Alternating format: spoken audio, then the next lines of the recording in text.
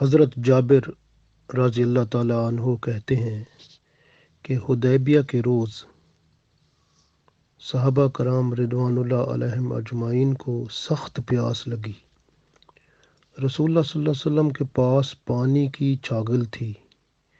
آپ صلی اللہ علیہ وسلم نے اس سے وضو فرمایا تو صحابہ کرام رضوان اللہ علیہم اجمعین نے کہا، حضور صلی اللہ علیہ وسلم، ہمارے پاس پانی کی ایک بوند تک نہیں ہے، ہم پانی کہاں سے پئیں اور وضو کیسے کریں؟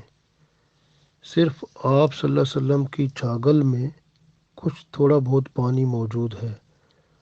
رسول اللہ صلی اللہ علیہ وسلم نے اپنی چھاگل پر اپنا دست مبارک پھیرا تو آپ صلی اللہ علیہ وسلم کی انگلیوں سے چشموں کی طرح پانی بہنے لگا۔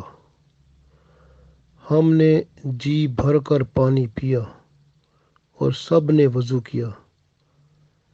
جابر رضی اللہ تعالیٰ عنہ سے پوچھا گیا کہ اس وقت مسلمانوں کی تعداد کتنی تھی جنہوں نے آپ صلی اللہ علیہ وسلم کے انگلیاں مبارک سے پانی جو بہہ رہا تھا اس سے وضو کیا اور پانی پیا؟